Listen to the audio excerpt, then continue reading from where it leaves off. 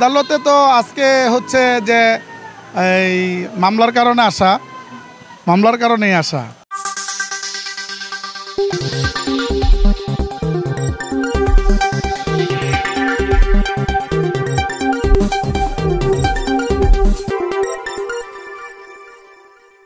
আমাদের মামলা আছে, তারপর আমাদের ছাত্রনেতার সাবেক নারায়ণগঞ্জ জেলার সভাপতি জাকির খানের মামলা আছে। তা আমরা তো এখনও কোর্টে হাজিরা দিচ্ছি, আসতেছি যাচ্ছি। আমাদের এখনও তো রাজনৈতিক মামলাগুলো, আমাদের মিথ্যা মামলা, ষড়যন্ত্রমূলক মামলাগুলো আছে, সেগুলো নিয়েই তো আমরা আছি। আসলে স্বৈরাচার তো হঠাৎ করে আসেও নাই আর হঠাৎ করে হয়ও নাই।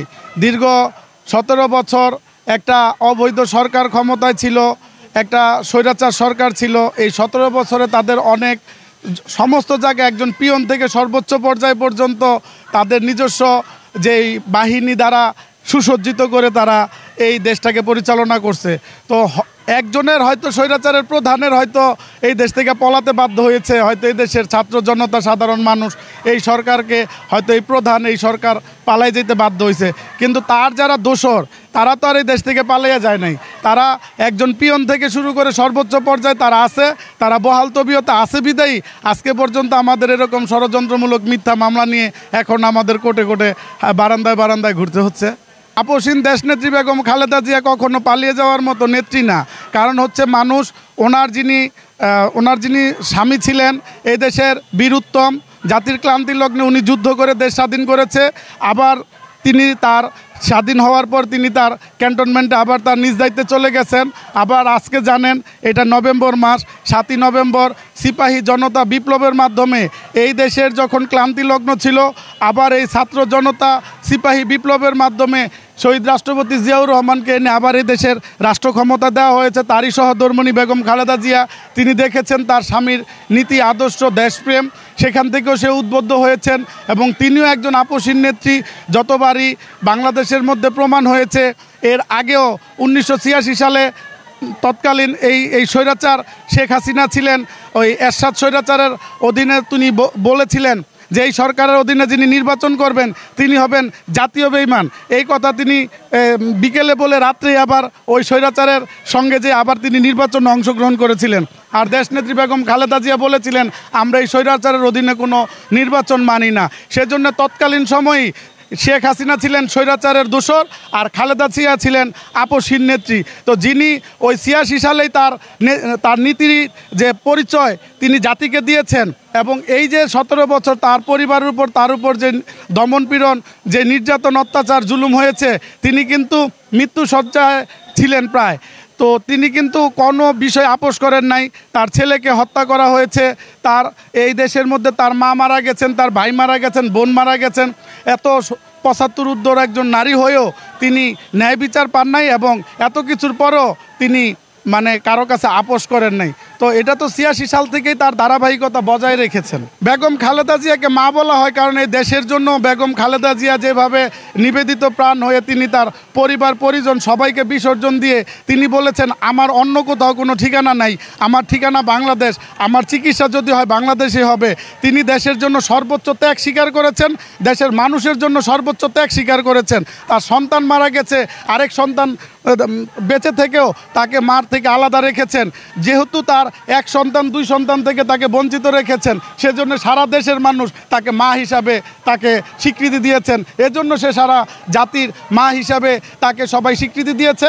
এই জন্যই তিনি আমাদের বিএনপি সকলের আমরা তাকে মা হিসাবে আখ্যায়িত করেছি। নায়ক তারেক রহমান আমাদের কালকেও আপনারা জানেন যে আমাদের একটা ডিপ্লোমা ইনস্টিটিউটে ঢাকাতে তারেক রহমান আমাদের সারাদিন ব্যাপী আমাদের প্রশিক্ষণের ব্যবস্থা ছিল। তিনি আমাদেরকে এই শব্দটা চয়ন করতে নিষেধ করছেন, দেশনায়ক আর রাষ্ট্রনায়ক। তো এটা আমি আপনাদের মাধ্যমে সবাইকে জানাই দিতে চাই। আমাদের নেতা, এই দেশের 18 কোটি মানুষের হৃদয়স্পন্দন তারেক রহমান, এই দেশের মধ্যে কখনোই তিনি বিদেশে যেতে আগ্রহীও ছিলেন না, জানুনি। তাকে জোর করে আরেকটা স্বৈরাচার সরকার তাকে পাঠিয়েছেন।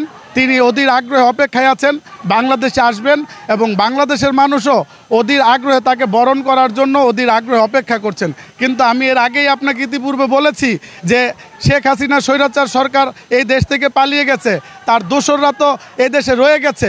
তো সেই দোসরদের কারণেই এখন পর্যন্ত তারেক রহমান দেশে ফিরতে তার বাধা হচ্ছে।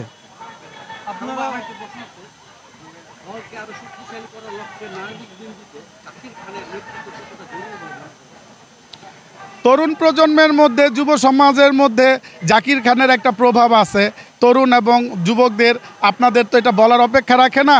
জাকির খান এত বছর নারায়ণগঞ্জের বাইরে, দেশের বাইরে থেকেও যখন তাকে গ্রেফতার করে, বাংলাদেশ থেকে যখন তাকে গ্রেফতার করে, তার গ্রেফতার পর থেকে এবং গ্রেফতার আগে থেকেই বিভিন্ন দলীয় কার্যক্রমে তার সমর্থকরা সক্রিয়ভাবে অংশগ্রহণ করেছে। এবং জাকির খানকে যখন এই জেলখানা থেকে যখন এখানে আদালতে হাজির করা হয়, তখন হাজার হাজার নেতাকর্মী স্বতঃস্ফূর্তভাবে তারা এসে হাজির হয়। এটাই তো প্রমাণ করে যে যুবক এবং তরুণদের মধ্যে জাকির খানের একটা প্রভাব আছে। এটা তো বলার অপেক্ষা রাখে না। আসলে এই সত্য মিথ্যা মামলা তো প্রমাণ করে আদালত। যদি ওই আদালতটা সঠিক হয় আর বিচার ব্যবস্থাটা যদি সঠিক হয়, তো জাকির খান একজন রাজনৈতিক নেতা এবং তার বিরুদ্ধে যতগুলো মামলা হয়েছে, উদ্দেশ্য প্রণোদিতভাবে অনেক মামলা হয়েছে, এখনও পর্যন্ত তো কোনো মামলায় প্রমাণিত হয় নাই যে জাকির খান আসলেই অভিযুক্ত। ওই রকম তো প্রমাণিত হয় নাই। যতক্ষণ পর্যন্ত সাক্ষী প্রমাণ তথ্যের ভিত্তিতে যতক্ষণ পর্যন্ত প্রমাণ না হবে, ততক্ষণ পর্যন্ত তো আমরা তাকে নিরপরাধী মনে করি। আসলে রাজনৈতিক অঙ্গনে তো একটা বিশাল প্রতিপক্ষ প্রতিদ্বন্দ্বিতা অনেক থাকে। প্রতিপক্ষ প্রতিদ্বন্দ্বিতার কারণেও অনেকে তো, আমরাও তো অনেক মামলার মধ্যে, এরকম মামলা তো এরকমই হয়, আমরা অনেক মামলার মধ্যে আসামি হয়েছি। গাইবি মামলা, যে ঘটনা ঘটে নাই, কিছু ঘটনায় মামলা হয়ে গেছে, আসামি হয়ে গেছি। তো এরকম একটা ঘটনাও যখন ঘটে, অনেকে অনেকের ঘটনার কারণে মামলা দেয়, অনেকে অনেকের পূর্ব শত্রুতার জেরে মামলা দেয়। তো এগুলো তো এরকমভাবে মামলা হয়। মামলা কি আসলে বাংলাদেশে কখনো সঠিক পন্থায় যারা অভিযুক্ত তাদের বিরুদ্ধে কি সঠিক মামলা কখনো হয়? মামলা তো এরকমই হয়, একজনের সাথে আরেকজন ঝগড়া লাগছে, একজনের সাথে আসামি করে 5 জনকে, নির্দোষ মানুষকে আসামি করে। তো বাংলাদেশের তো এটা তদন্তটা ওইভাবে হয় না, আর ওইভাবে আসামিদেরকেও বাছাই করা হয় না। ওই সূত্রে তো মানুষ যাচাই বাছাই ছাড়াই আসামি হয়ে যায়। প্রত্যেকটা মানুষের চাওয়া কি? প্রত্যেকটা মানুষের চাওয়া হচ্ছে সুন্দরভাবে বেঁচে থাকা, সুন্দরভাবে নিরাপত্তার সাথে বেঁচে থাকা। তো বিএনপির নেতাকর্মীদের বিরুদ্ধে যেই রকম মিথ্যা ষড়যন্ত্রমূলক মামলা হয়েছে, সমস্ত মামলা, এই মামলাগুলো প্রত্যাহার করে আমি আশা রাখি এবং আমার একটা দাবি যে এই 17 বছর নিরপরাধ এই গাইবি মামলায় আমাদের মতো যাদেরকে বাংলাদেশের লক্ষ লক্ষ মানুষকে মিথ্যা মামলায় জর্জরিত করে মাসের পর মাস, বছরের পর বছর জেল খাটিয়েছে, এলাকা ছাড়া করেছে, যেহেতু এটা নিরপেক্ষ সরকার, এটা কোনো দলীয় সরকার না, আমি এই সরকারের কাছে সমস্ত মামলাগুলো তদন্তপূর্বক ক্ষতিপূরণ দাবি করি। এই বিএনপির নেতাকর্মীদেরকে মিথ্যা মামলায়, যে স্বৈরাচার সরকার আমাদের বিরুদ্ধে যেরকম মিথ্যা মামলা, গাইবি মামলা দিয়ে আমাদেরকে বাড়ি ছাড়া, এলাকা ছাড়া, ছেলে সন্তান ছাড়া রেখেছে এবং জেলে রেখেছে, এই জন্য ওই মামলা প্রত্যাহার সহ এই সরকারের কাছে সেই ক্ষতিপূরণের দাবি জানাচ্ছি। বিএনপি প্রতিহিংসার রাজনীতি করে কিনা এটা পরিষ্কার বিষয়। পরিষ্কার বিষয় এরকম, কারণ এই স্বৈরাচার সরকারের যিনি সেক্রেটারি ছিলেন, যারা দায়িত্বপ্রাপ্ত মন্ত্রী ছিলেন, তারা বলেছিলেন আওয়ামী লীগ যদি ক্ষমতা থেকে চলে যায় তাহলে 3 লক্ষ লাশ পড়বে এক রাত্রে। বাংলাদেশে তো 3টা লাশও পড়ে নাই। তাহলে এখন তো বুঝতে হবে যে নিরপেক্ষ সরকারের অধীনে এই দেশ আছে এবং বিএনপির এখন বহাল তবিয়তে রাষ্ট্রের মধ্যে আছে। আর এই সরকারের দোসর যারা ছিল, স্বৈরাচারের যারা দোসর ছিল, তার প্রধান পালিয়ে গেছে এবং তার দোসররা এখনও স্ব এলাকায় অবস্থান করতেছে। তারা ভালো আছে, তারা খুবই ভালো আছে। তো এই সরকারের, এই স্বৈর সরকারের যারা ছিল, তারা আমাদের কাছে যতটা নিরাপদ, একটা মায়ের কোলে একটা শিশু যেরকম নিরাপদ, তারা আমাদের কাছে নিরাপদ, ততটুকু নিরাপদ। কিন্তু তারা দেশের এবং মানুষের যে ক্ষতি করেছে, রাষ্ট্রের যে ক্ষতি করেছে, তাদের বিরুদ্ধে মামলা হচ্ছে।